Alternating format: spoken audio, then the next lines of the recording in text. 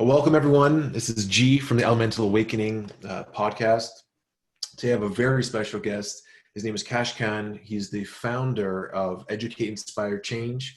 You're going to love this interview because he's going to tell a bit about his journey, how he created this huge platform that's raising consciousness and awareness, and also a bit about his journey into plant medicine, how that changed his life. That's actually how we met through Rhythmia. So he's going to tell about his story, how he got to where he is today, and a few tips and tools for you guys. So welcome to the show, Kash. Thank you very much for having me, Gio. It's a pleasure to be here. Yeah, cool. So the first time I saw Kash was I was actually watching a live that was being, I think it was, I got my miracle from Rhythmia, and I saw this guy with, your beard just caught my attention. I was like, okay, who's talking right now? And he had this interesting accent, and he was talking about his experience. Then later I found out he had a website, and so I just reached out to him and just wanted to connect. We became friends. We're trying to do a little bit of work together in the social media space. But I guess instead of me telling your story, tell me a bit about who you are and how you sort of started your Educate, Inspire, Change platform and the whole story and transformation you've been through over the last few years. Cool. Thank you, brother. So I guess I launched Educate, Inspire, Change around 2012, 2013. So that's 8 years ago now.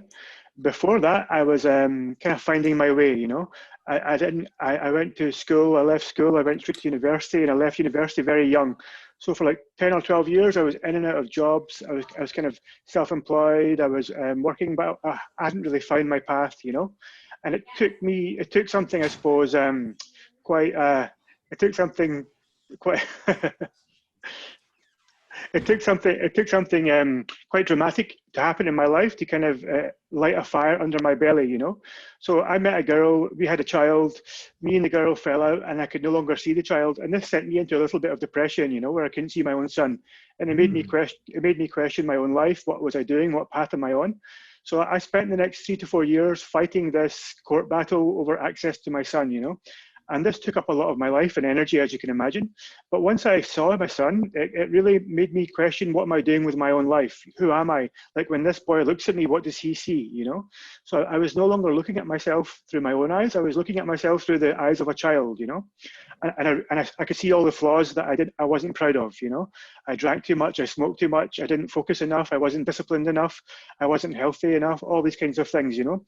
So I guess I went home, I turned on my laptop, and I wanted to be the change that I saw in the world. So I wrote down these 3 words: educate, inspire, change. And the purpose of these 3 words were, I hope one day my son reads these words and he sees what his father's really about, you know. So this was a Facebook page, and it just grew slowly over months and months and months until eventually it became a bit of an obsession for me, you know. Like, I found my passion for sharing the truth. I started to learn a lot about all these different things that I never knew about: science, spirituality, meditation, yoga, DMT, even war and politics, you know, all these different topics that I'd never explored in my entire life. I started to become a bit of an expert in them because I would spend hours and hours every day watching documentaries, reading articles, reading books, just so that I could share knowledge with others, you know. So this became a bit of my life path. And then fast forward maybe 6, 7 years, this journey led me more onto self-exploration, self-discovery, personal development, studying psychedelics, and that's when I learned about ayahuasca and DMT, and that's how we met, you know, through Rhythmia, which is a life advancement center in Costa Rica. And since then, my life has just been on the fast forward button. You know, I've just been moving at 1,000,000 miles per hour. I know you know what that feels like. You know, when you've done ayahuasca or plant medicine, it just propels you into your purpose. So I feel like for the last 1.5 years, I've really been focused much more on my purpose and my path. And yes, brought me to where I am today.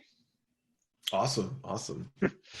So, you know, with the online platform like Educate, Inspire, Change, like, what were some of like the big challenges you faced growing that? Because I know it's not easy going through that kind of growth, and you know, with Facebook and some restrictions and fake news and all that stuff. What were some of the big challenges, and how did you sort of like pivot and solve I mean, nothing comes easy in life. You need to work hard, you know. And I think with my personality, I'm quite obsessive. Like I have an OCD about me. Whereas if I set a goal, I can't stop and nothing will stop me, you know? So when I became passionate about educate, inspire, change, like nothing got in my way, you know? So I would literally work 14, 15, 16 hours a day, every day for years with very little reward, you know? I wouldn't make, there's almost no financial reward for the first 2 years. And there's almost no credit or no one recognized me for many years. It was just me working in my mum's house in my bedroom for years, and I was getting nagged from 1 year saying, get a real job, do something with your life. And I was really focused on this path.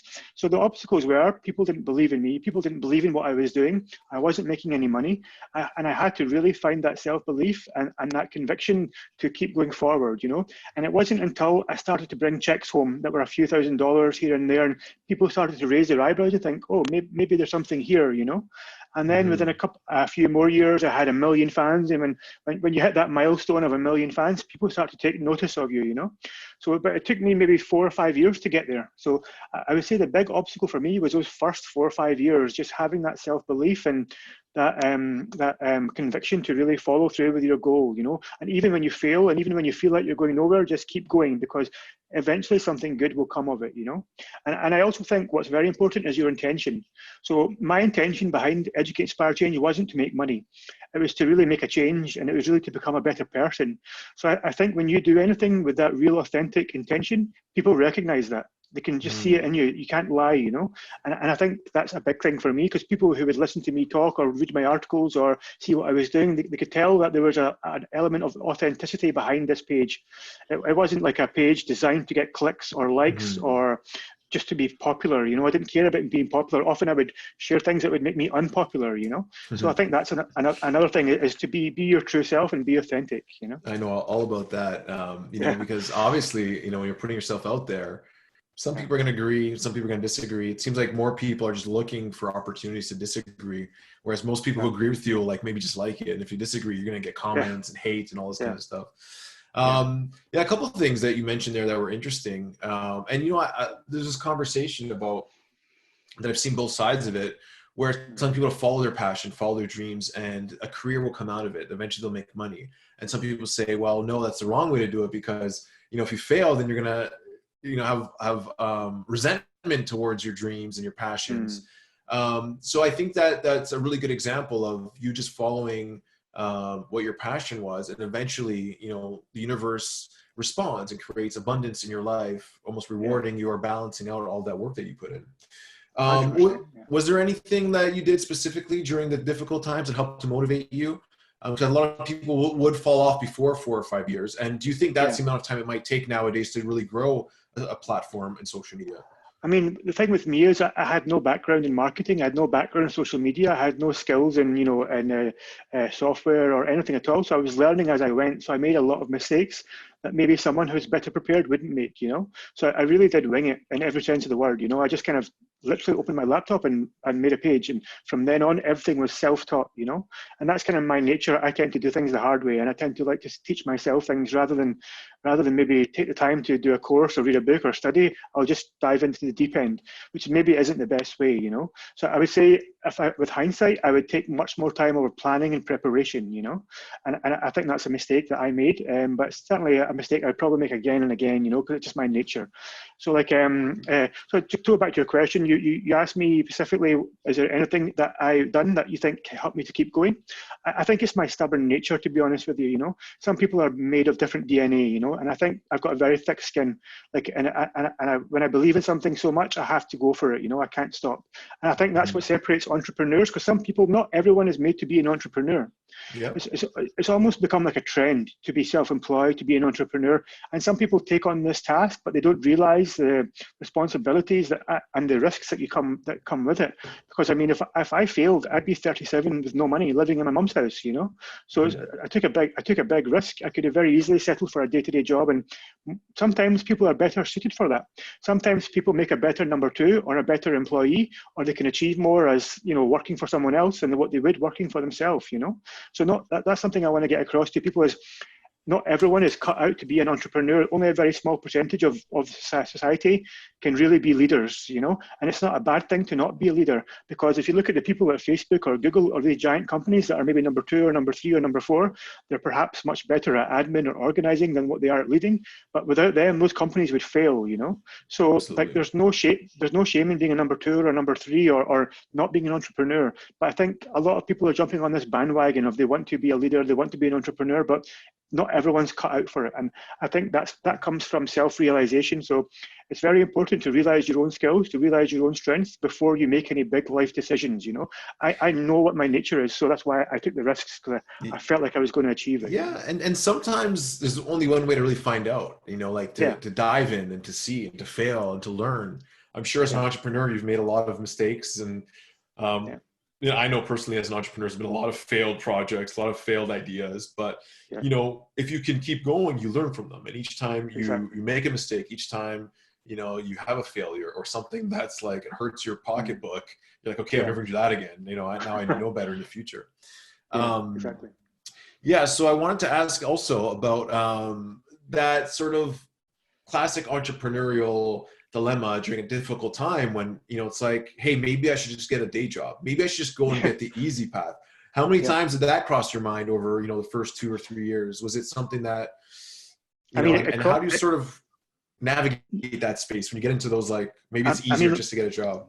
yeah, I mean, like, obviously, everyone's situation is different. Yeah, I was fortunate in a position where I had a family and I had support around me, so there wasn't so much pressure on me. I didn't have children relying on me. I wasn't in that spot where I had to get a day job. So I almost had that luxury, which I'm very, grateful to say I had. Some people don't.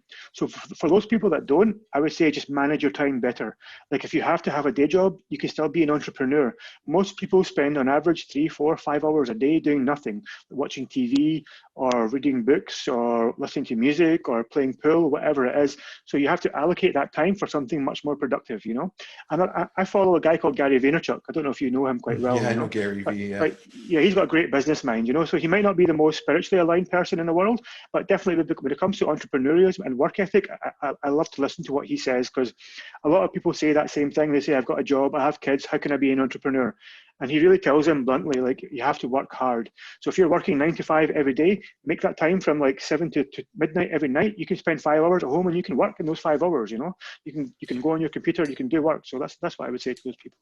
Yeah, and I guess a lot of people that are thinking about becoming an entrepreneur, like typically the 14, 16-hour workday in the startup, that's common. So Yeah, getting used to it by having a job and starting, you know, with the extra 5 hours, you know, yeah, just getting your feet rolling so you can see some income coming in is a good sort of, I guess, testing for like your exactly. own ability to work those kind of hours and the stress of having like two things going on. So I think Yeah, that's really great advice. thank you. Before we move on to some of the plant medicine stuff, just Yeah, one last question about your journey. Is there anything sure. specific you do different if you can rewind the clock with all that you know now, starting Educate, Inspire, Change? Mm. See, like, I'm a firm believer in no regrets. You know, like, there's nowhere I would rather be than where I am right now at this minute.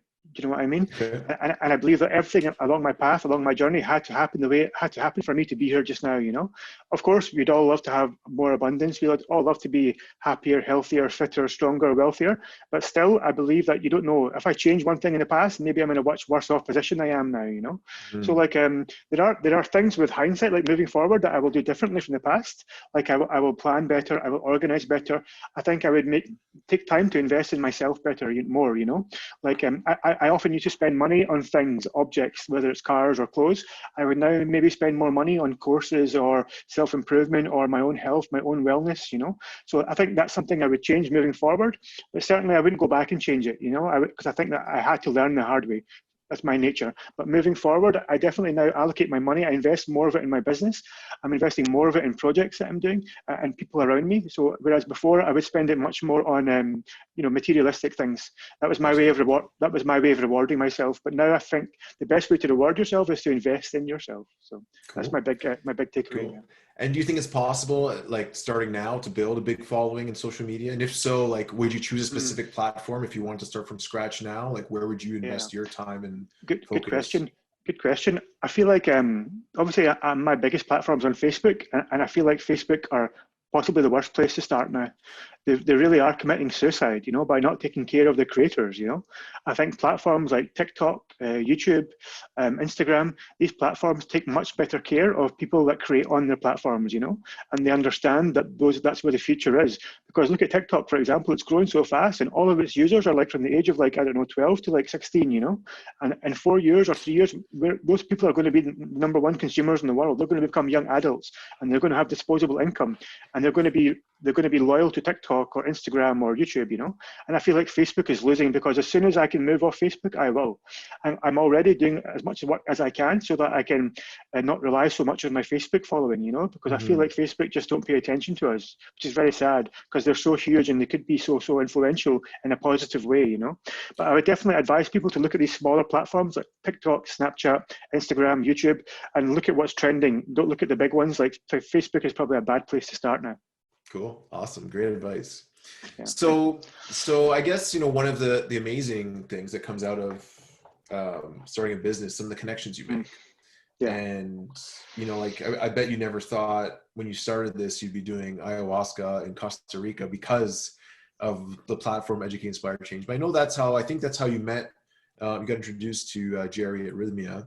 Yeah. Tell me a bit about that journey, you know, like going from, you know, never hearing about it to like, having that experience and how it impacted your life and you know, what kind of changes. Yeah. So like, at the time, I remember when I got an email from Rhythmia Life Advancement Center, which is an ayahuasca retreat in Costa Rica.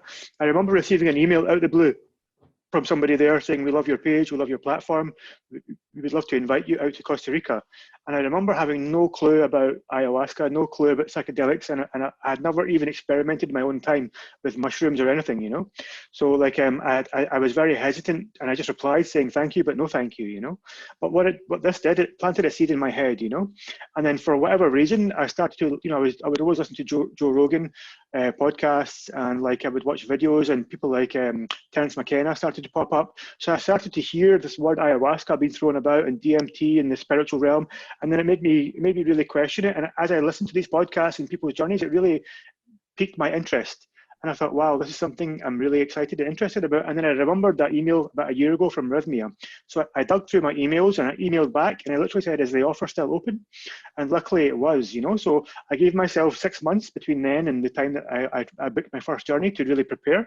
And it was just a case of, in that 6 months, reading books, watching documentaries, reading articles all about DMT, ayahuasca, how to prepare yourself mentally, physically, your diet and all that kind of stuff. And then I just went, but really when I got there, I had no idea what I was getting into, you know, because I remember my first night doing ayahuasca, I was just looking at myself like, what the hell am I doing? Like, what is this? You know, like, what have I done? Like, where am I? You know, I didn't know where I was. I forgot my name. I thought I was lost. I thought I'd done something and my life was going to end. So it was really like a big shock to my system, you know, and there's no way to prepare for it. It really isn't, you know, especially for your first time, you know, like you just have no idea what you're getting into. And I'm so glad now with hindsight that I did. It's the most scariest and the most rewarding thing I ever done, you know. And I believe that all the energy I put into Educate, Inspire, Change, it kind of led me on that path. I didn't realize what I was doing, but I was looking for myself, you know. And by trying to educate and help others, I almost like I received this gift from planet Earth, and the gift was ayahuasca, you know. So it's kind of like I was shining a light of truth, and then I somehow Rhythmia saw me, you know, and then they invited me to the retreat. So I'm so grateful now that they did, because it set me in a completely different path that I've been on for the last 2 years now, you know. Yeah, and so what are some of the changes that happened after that? So you had some more self-awareness, and like, how has your life changed since? Is there one main takeaway, or was it a lot of little things? So, I mean, so many. It was really profound. So obviously, I remember returning from Costa Rica, visiting my family and my girlfriend for the first time, and trying to explain to them what I'd experienced, and they just didn't get it. You know, they couldn't understand what I had been through. But what I found in my own heart was, I'd been through such a profound and scary experience that I was grateful for everything, you know. I was grateful for my children, I was grateful for my family, my friendships. I was grateful for everything where I wasn't able to react out of anger, you know. So normally when I would have an argument or be snappy, I would be mindful and I would think about how I'm going to react, and I would just be grateful for the argument even, you know. So my life changed very drastically. I became a kinder person, and I became kinder to myself. I would eat better, you know, I would spend more time in nature, and slowly over the months and months, people started to recognize me as a different person. They would treat me differently, you know. And it was like then that my life changed, because I started to I was able to mend broken relationships, you know. So for example, my brother and me didn't speak for 3 years. We really fell out in a bad way, you know. But like after a couple of months in returning, I was just able to pick up the phone and tell him I forgave him, and that was it. It was simple as that, and I really did. So it was almost like ayahuasca took any resentment, it took any anger out of my heart. I just replaced it with love, you know, because all that resentment and anger is just gone. It just disappeared, and still to this day it's gone, which is an amazing gift, you know. Yeah, I've had similar experiences with resentment, you know, and Yeah. it's funny how like the ayahuasca can show you some very specific Mm-hmm. emotions, like Yeah. resentment specifically, and where it is, and like Yeah. for me it was just like took it away. I was like, wow, you know, like Yeah. people that I thought I would never forgive. It's like, Mm-hmm. you know, for me it's like forgiveness is one thing, but you can forgive someone, still have resentment towards them. Like it's like, okay, I'm gonna forgive you, but it's Yeah. still in your heart, you feel it. But then when you have the resentment taken away, it's just like fully forgiven. It's just Yeah. like whatever, you Crazy. know, like Yeah. goodbye, you know, like I don't care, hello, like it doesn't matter, like I just have no angst or Yeah. hard feelings anymore. So yeah, Yeah. that is a gift that, you know, I guess people who don't experience that don't understand how massive that is, you know, Yeah. like that compassion and lifting of resentment from your heart. So It's such a um, gift. Yeah. beautiful. Okay, so you went, and then you went to multiple journeys since. You've been back a few times, and Yeah. I think that'll lead us into your current project, which you've been working on for the last couple of years. Why don't you tell us about that and how that sort of came Sure. about, like the idea Yeah. and like all that kind of So, stuff. so after the second time I went back to do ayahuasca, I had slightly different intentions, and most intentions were centered around finding my purpose. Like, why am I here? What's my calling? You know, and it was then that I realized that I had to use my own voice more. You know, I had to speak my own truth, and instead of hiding behind the computer, I had to step in front of the computer to try to make a difference. And I realized that, you know, the mediums of film and voice are a powerful way to inspire others. So my page was called Educate, Inspire, Change. So yeah, I was hiding from the inspiration part. I wasn't being willing to step forward into my own truth, you know. So I decided to take under some projects. One of them is called Pantera, which is a documentary I've been making. Sorry, were you going to say something? No, I was just, yeah, I was going to comment on that. So just so, Mm, so for people who are not familiar with your page, yeah, before this, all of the content was, your face wasn't on it. It was Educate, yeah, Inspire, Change. There was articles, but there wasn't really you coming out saying anything. You were just researching stuff, exactly. writing, right? But having guest writers, and like the page Yeah, was not about you in any way, shape, or form. No one really not knew at who all. you Like, were. exactly. Yeah, like I would maybe write the odd article every couple of months, but like nobody knew me, you know? So Mm-hmm. this was about me stepping forward into my own truth, about having the confidence to really be seen on camera, to represent, educate, inspire, change, you know? So this is what it was all about for me. So I thought I want to, this new sense of confidence that I found, I thought, God, I want to share this with others. How do I do that? And I thought, what better way to do that than to be the change I want to see in the world? So I thought, I want to film my journeys. I want to film what I'm learning as I go. And it just happened organically, you know? It was literally a case of me phoning a friend saying, come with a camera, come to an ayahuasca retreat, and we're going to see what happens. And then over the course of like a year, I kept taking a cameraman with me, and it just evolved and evolved into this kind of almost documentary series that I'm creating now called Pantera, you know? Cool. Pantera is obviously Spanish for panther. So like, as you know, like animals are a big part of spiritual realms, you know? So when people experience ayahuasca or DMT, they often feel connected to different animals. So for me, like in the beginning, I was often connected to this animal of a bird, but then I almost evolved from a bird into a panther. So this documentary series almost follows me through 3 or 4 different retreats, and it follows the evolution of me recognizing myself as this bird and then evolving into this panther almost, you know, so it's coming into my own power. So it just followed that journey, and we filmed like at 4 different retreats, but we've only edited one of them, so that's about to be released. We just literally released the trailer yesterday I saw on, that. yeah, so that's I'm really excited to be able to share that first journey with everyone. I really feel like every documentary is going to get better and better and better, you know, because I was kind of learning as I went. So every documentary we had more content, it was more planned, more organization, and we were able to get more content in there. So the first one was about me and my partner Marie, her first time at Rhythmia. So it was really beautiful to watch this back, you know, because I was able to watch back and show our children her transformation, you know. So I'm really excited to be able to share this journey with everyone, and I'm hoping to release it in the coming weeks. But so that's what I'm working on, and it's going to be an ongoing project, you know. Like I hope that over the coming years I'll be able to visit different retreats around the world and just document journeys and then share it as a tool to educate others, because what I've realized is by going to different retreats and doing different medicines, it's very hard to, when you're new to plant medicine, to understand where to go and what to do. You're almost following on the words of others. So like if some people have different illnesses or traumas or things they want to deal with, so it'd be good for them to have a place where they can really watch other people do it and they can understand what might be suited for them. Because maybe Iboga might be suited for you, or maybe Ayahuasca or San Pedro, or maybe you might want a bigger retreat like Rhythmia, or maybe you're more suited to a small retreat with only 10 people. So I think that's what I feel the purpose of my documentaries are, just to educate people as to what different medicines they are, what different retreats there are out there, and the different effects that they have on people, and and how to choose the best one for you.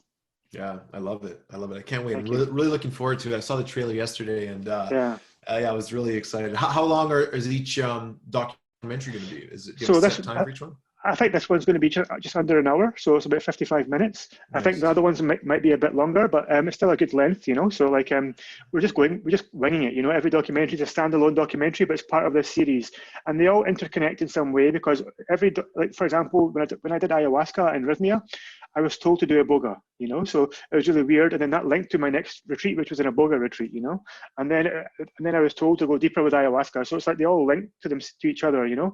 And the next one we're going to film is when we return to Rhythmia, but this time I'm taking my mum as well as my partner, and me and my partner are going to be married there, and this is all going to be on camera, So that was actually supposed to happen this week, right now. Yeah, it's crazy, right? Isn't it? Literally tomorrow. Yeah. Tomorrow, because of we're filming this during obviously the lockdown. So we were both supposed to be in Rhythmia this week for Kash's wedding. Hopefully we get to reconnect when it actually happens. But I hope so. I'm really looking forward to that experience. I took my mom in November, and it was amazing. And she had never done any plant medicine, not even smoked marijuana or anything like that. And she had a amazing experience. So is your mom religious? I wouldn't say very religious. She grew up in the Catholic Church. I was born into the Catholic, baptized, did all these things. I wouldn't say she's overly religious. As she saw me grow and evolve, she became a lot more open-minded to some of the things because like she trusts me like as her son. So beautiful. I don't think someone else could have got her to do it other than me. My mum says the same, because my mum she wasn't religious growing up, but she's became much more religious in the last few years. She literally prays 5 times a day, but because of this, she has a real strong connection to her God, and I really found it quite profound because the other day when we were talking and I was talking to her about ayahuasca and how to prepare, and she goes, "Look, son, I already have a connection to God. I don't need to prepare. I'm already ready." She goes, she said to me, "I'm going there to say thank you to this plant for helping my son." And I was like, "Wow, it's so profound, Like it's just, I was like, you can't write this stuff." You know what I mean? She was like, "I already have a connection to God," but she really does. Like I feel her spiritual connection, and I also believe her prayers throughout my life saved me. Because there's times in my 20s and 30s where I was addicted to drugs and I was depressed or I was gambling, all these things, and I really believe that the prayer of your mother counts, because there's no prayer purer than that prayer of a mother, and I believe that this is my way of repaying her almost.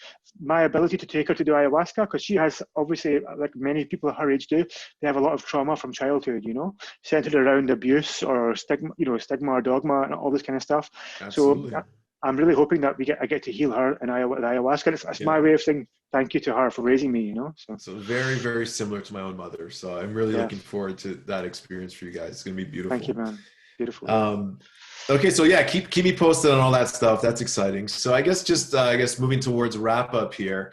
What are you most excited about now? Like what's coming up next for Educate, Inspire, Change for Kash? What's really exciting? Sure. Well, first of all, I'm moving to Costa Rica, so this is a big thing for me. I'm actually stepping into my truth. I preach about living sustainably. I preach about living in nature and being harmonious. But like I'm living in Glasgow. I drive a car. I drive a diesel car. I'm like spending money on material things. So I'm moving to Costa Rica as soon as I can. So that's a very big, exciting move for me. And I'm going to be working closely with Rhythmia, and I'll be hopefully managing my own podcast from there. So I'm just really excited to grow personally, to be more closer to plant medicine and to be documenting that journey through podcasts, through my filmmaking. I'm hoping to meet many interesting people and filming and interviewing them along the way and growing and learning as I go. And I think 2 years from now, I'll be a totally different place from where I am now, because right now the environment around me isn't the most cohesive to grow and be spiritual in, So I'm hoping that when I'm in Costa Rica, when I'm living every day healthily and practicing mindfulness and doing yoga, meditating. That's kind of my own personal path for the next 2 years. I just want to be more in alignment with mind, body, and spirit, you know, because I feel like right now I'm working hard, I'm doing plant medicine, but I feel like I'm not in alignment, you know, like it's very hard to maintain that balance when you're living in a country like this under lockdown. It's very hard to have a good diet. It's very hard to live healthy. It's very hard to maintain your practices. So I'm really hoping that that's the next step for me. And I want to just build my podcast. I want to just grow these documentaries. And I'm hoping just to become much more active in the filmmaking and podcast world, you know. And Awesome. yes, kind of where I see myself. That's exciting. And I guess last question, what was, I guess, the most instrumental practice outside of plant medicine for you as far as like helping you with your development? Was there like a daily practice that you have, or something you're doing right now, or something that you used before? Was anything really stand out for you? So I'm a classic procrastinator. You know, I always delay. I'm quite lazy in some ways. Like for me to go to the gym, I need someone to drag me to the gym, you know? So I find for me, spending time in nature was the easiest and best thing for me to do, you know, because maybe to find the energy to meditate or do yoga, I find that hard, especially I live in a house with children, so you know what it's like, you know, there's always noise, there's always commotion, there's always someone arguing or moaning or crying. It's very hard to find that time. But what I found was I could do very easily, I could walk into the garden and just sit in quietness in the garden for 20 minutes or 10 minutes, you know. So I think for me, just being close to a tree, sitting on the grass, barefoot, that for me is the best way for me to feel connected. Often when everyone was sleeping, I would go out in the garden late at night and just look at the stars and breathe, you know. And I found that for me was a great way to reconnect to myself, to Mother Ayahuasca, to whatever energy spirits are out there, you know, because often when I would do ayahuasca, I find myself staring at the stars, you know. So now when I'm not doing ayahuasca, I'll still stare at the same stars and I kind of feel that connection's there, you know. So I think it's just taking that time to be alone, taking that time to breathe, taking that time just to reconnect to yourself, and that's vital, I think, to maintain that kind of vibration, you know. So that's my best advice I would give. I love it. I love it. Yeah, there's something so raw and natural about just getting out in nature that has a calming effect. It's just like it's like hitting that reset button, and it's available to almost everyone, even if you live in a city. You know, there's definitely places not too far that you can get to that'll give you that experience. The deeper in nature, I think, the better, but any nature is better than concrete jungle, you know. So awesome. What about you, brother? What have you been doing lately? Oh man, I've been I've taken this time to really double down. I'm doing a lot of online courses. We have the personal development school that's been doing amazing. I've been working on some breathwork courses here in our community because we have a physical location that's been shut down. But what I did is I took the time to say, okay, what do I really want to focus on? You know, because like you, like sometimes things get all over the place. You're doing so many things, and you lose track of what's really important. And I found that for my local community here, or for my local business, is building that community. So we're not just going to advertise to get people to come and try like floating and try a breathwork class. It's like I want to get people who are committed to personal development, that want to join a community that's going to support them, to be part of the team. Because we started it in the last year, and it's been amazing. Like just being part of a community is so transformative. And I think that's what most people, one of the most transformative things about plant medicine is when you do a ceremony, there's like this community that forms, there's this family that forms, and having that kind of support system around you is just as important as some of the experiences you have. So doubling down on that, doubling down on creating some breathwork courses, which is also what I find is a transformational thing for many people, is just learning how to breathe properly, learning how to go deeper with the breath, and trying to just be open. Like, you know, like, again, like all of these parables have been popping up, or stories of not trying to judge anything as good or bad, just allowing it to unfold, because we don't know, is coronavirus a good or bad thing? It looks like half the world has woken up in the last, you know, three or 4 months. People are asking questions, you know, whether one of my business has to close and maybe another one opens. I don't know what's going to happen. So I'm just trying to say, like, hey, I'm not going to react. I'm going to be present. I'm going to work on myself and keep on improving, and let's see what the future holds. So like you, I'd love to be in Costa Rica at least 6 months of the year. So I'm hoping in the near future we're neighbors of some sort. I hope so, bro. Yeah. That's the plan right now. But yeah, things are good on my end, man. Thank you for asking. I really appreciate that. Of course, Mike. Happy to hear that. It leads me on to one other point I want to make about communities, you know. And I interviewed a guy called Stephen Brooks recently, who owns Punta Mona in Costa Rica. And I don't know if you've seen on Netflix, but there's Zac Efron's he travels around the world, and he visited Costa Rica. And he went Someone to told me this guy. about that. Yeah. Yeah, yeah. So this is really cool, you know, but it made me realize the importance of small communities, you know, like living in alignment with each other and sourcing your own food locally, growing your own food, living sustainably. And that's one of my long-term goals as well, is when I move to Costa Rica, I want to think about that as well. I'd love to have my own land, just to farm off my own land. I'd love to live around my own family and friends, and to have our own, you know, community, and maybe have a plant medicine center in the middle, who knows, you know, and our own schools, our own education, and our own farming. So that's really one of my big goals for the future, is to kind of live sustainably and in community, because I think that's the way humans were designed to live originally, you know. Absolutely. And why not? You know, it's possible, Yeah, and you just have to set the intention and work towards it. And I think it's very possible. And yeah, bro. I'll definitely come to visit, if not live there. Hope so, So, brother. so tell me how people can get a hold of find your website, the Pantera documentary. Where can people get a hold of you and connect with you? Sure, man. So obviously, I'm on all social media channels: Educate, Inspire, Change, Instagram, YouTube, Facebook. I also have a podcast, which is Educate, Inspire, Change with Kash Khan. That's now available on iTunes, Spotify, SoundCloud. And also my documentary can be found at pantera.film. So right now it's just a trailer, but you can register your email there and receive updates for when the full documentary is released. So pantera.film. And yeah, that's about it, really. If anyone wants to contact me, I'm open, you know. People can email me, message a page. I'm always open and always happy to reply. Awesome. Well, thank you guys. Thank you, Cash, for Thank you. spending Yeah. some time with me today. Guys who are listening, thank you. Appreciate all the comments, subscribes, likes. Give Cash a follow if you're not already. Check out his work. He's doing some great stuff. And keep on doing your own self-work during these times. That's the best thing you can do to change the world, is start by working on yourself. You know, Beautiful. I honor you by working on me, and the best way you can honor me is by working on yourself. So I think Beautiful. Ramdas said something along those lines. So Yeah. keep that in mind. You know, I know it's easy to point the finger now in these times, try to blame people, but always come back to yourself, show compassion, love, keep educating, inspiring, and changing the world. So thank you so much for watching, guys, Thank and we'll you. see you soon. Thank you, Cash. Thank you, bro.